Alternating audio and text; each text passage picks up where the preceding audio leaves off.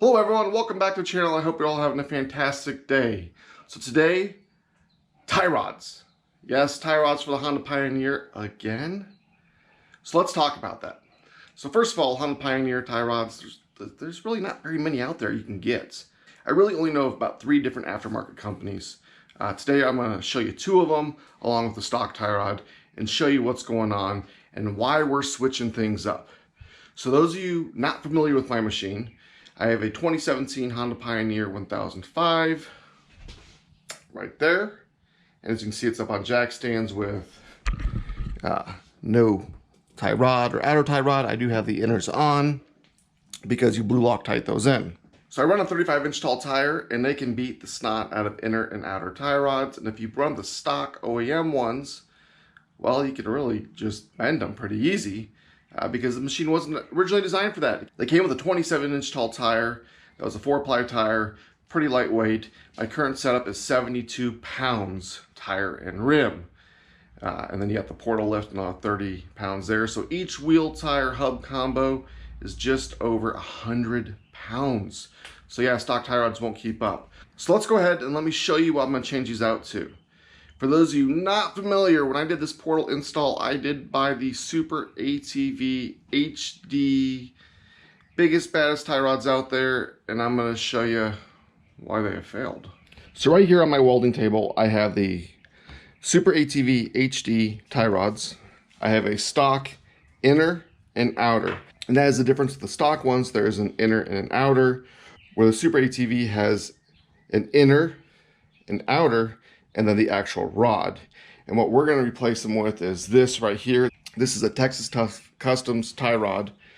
But the difference here is they use off-the-shelf generic parts. So what does that mean? Well, it means I can go down to my local auto parts store, and they usually have them in stock or can get them same day, and they're a lot less of a price than the Super ATV ones. So let's look at these stock tie rods. They are not bad, and believe it or not, I've only bent one. I was running a 28-inch tall tire, a truck tire. I hit a tree branch. I didn't see it. It was in some high grass, and I bent this rod.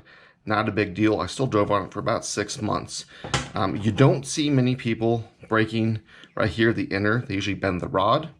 You don't see many people breaking the outer. This rod right here has over 2,000 miles on it, and there's some, you can move this. It's stiff. The more you move it, the warmer it gets, but it's not bad. And then the outer, you can move it. Not bad, no play whatsoever. So now let's look at the Super ATV. So the Super ATV ones have an inner, then they use a hemi joint for the outer. Now here's my problem. This hemi joint in the outer is shot. There's some play in there.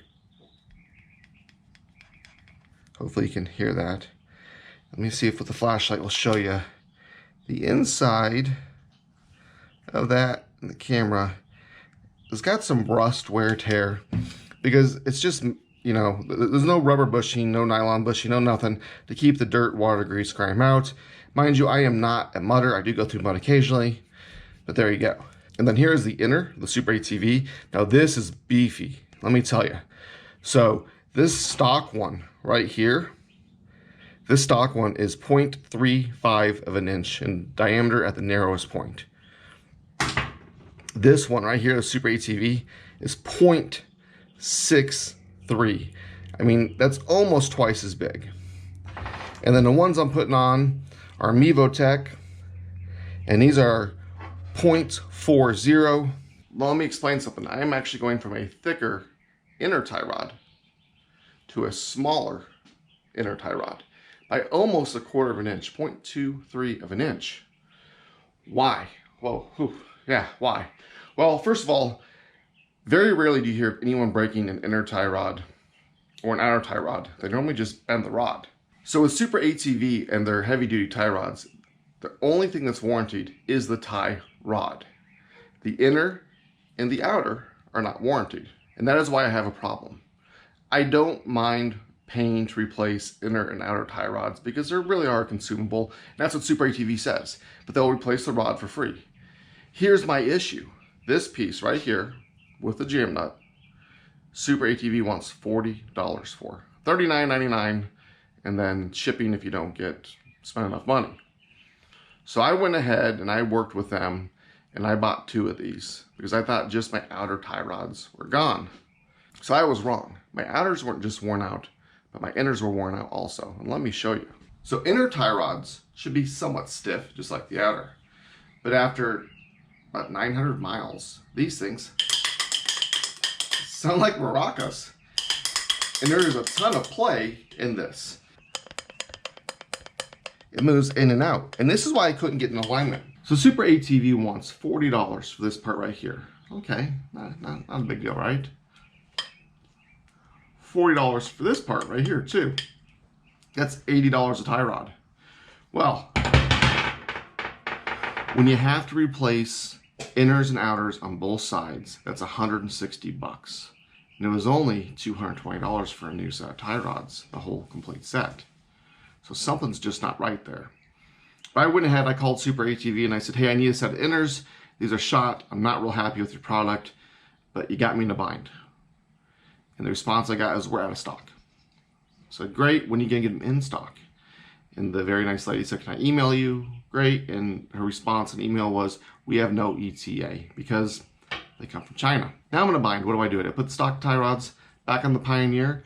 Yeah, it'll work for around the neighborhood, but then I gotta figure something else out. So what I did is I found another brand of tie rod, and I'll put a link in the description below. Right here. So, kind of cool. It's the same threads as the Super ATV tie rods, but much thicker, much stouter, and it actually looks better in my eyes because it drops down from the steering box going down to your A-arm, where this is just a straight shot. Preference, I know. So why am I going with these over the Super ATV ones? Well, first of all, I can't get parts for these right now. Could be tomorrow they're in stock, could be next week, who knows. But once you buy the tie rod, and I asked Jared on the Honda side-by-side forum, do you give a lifetime warranty with your products like Super ATV? And he said absolutely. Now, he is not going to warranty the inner and outer tie rods, but here's the beauty of his products. Right here, outer tie rod end. This one right here is like $20 lifetime warranty, my local auto parts store. So, 20 bucks. Inner tie rods. Now, the ones I have on the Pioneer already, like I said, I blew Loctite them in there, were 20 bucks lifetime warranty. So if you're gonna break something, because you're not breaking this, you're gonna break the inner or outer tie rod end, and you're on a trail and you don't have a spare, you can usually run to a local auto parts store and get them. Here's the kicker. So this is a no-name brand with a 12-month warranty from Rock Auto. I got this for $2.60. Cheap spare, huh? I also got a couple spares for the outer tie rods for $6 and change. So you can be like me and you can go ahead and order a set of these and get a set of lifetime inner and outer rods. Now mind you, these things were built for cars. Yeah, I know the inner is a little bit smaller. It's a 1/4 inch smaller than the Super ATV one, but you know what? The stock one with over 2,000 miles hadn't worn out, and the Super ATV one wore out 900 miles. And you can tell me it's because I got the big tires, but remember, Super ATV built these for their portals. So let's go ahead, we've done enough talking, I've showed you these, let's get them installed. So if you look at them, there's a line right here. That is for the outer tie rod end, and you really can't screw these up because they're right hand and left hand threads. When you install it, it's going to drop down like that. So if you do end up going this route, with these outer tie rod ends, you do need a jam nut. If you're not coming from like the Super ATV ones, you're going straight to these, you need to go down to a local hardware store and get a couple jam nuts. The thread on this is an M14 with a pitch of 1.5. You just want to get the thinner nut. So the inner tie rods come with a little washer with the little flares that go into the steering rack to kind of lock it in there. I went ahead and I used OEM Honda ones. They're only a few cents on the Rocky Mountain ATV. I actually had a couple from some spare tie rods I carry with me. There are a few benefits with using the Texas Tough Customs tie rod. I have complained since day one about these boots or bellows or whatever you want to call them. they're kind of generic. They don't fit the Honda steering rack at all. I was actually using like hose clamps to keep them on, just to keep dirt, debris, water, whatever out of here. Well, if you're gonna go ahead and use the Texas Tough Customs ones, you can actually take the boot off your stock tie rod and it will fit with the clamps and everything on the Mevotech inners. So now I got the best of both worlds. I get some OEM parts that fit and keep all the dirt and debris out. I have an HD tie rod, and if I break an end, doesn't matter where you're at in the US, if there's an auto parts store near, they can usually have you one same day, where I don't have to wait for somebody to send me a part. And that's the issue people have had. They have bent the factory tie rods. They don't carry a spare, even though these are typically $20-ish on Rocky Mountain ATV, and they're done riding for the day. So let's go ahead, let's get these things installed. Let me get it aligned and I'll show you the final product. I got the tie rods on, I got it aligned, and let me show you what it looks at. Let me tell you what I like and don't like. I actually really like them. I like the fact that we're using the factory boots. I like it's nice and tight. Now you'll notice a little mess up there. I had to kind of respray paint that, and I'll explain that in a second. Then this side looks the same. I like how the color pops.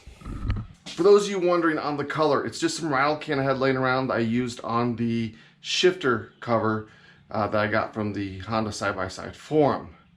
So on these tie rods, what do I like and I don't like? Well, I pretty much like everything. I like the fact that I can go down to the auto parts store and get inner and outers. I like the fact these things are heavy duty. I don't think I'll ever bend them.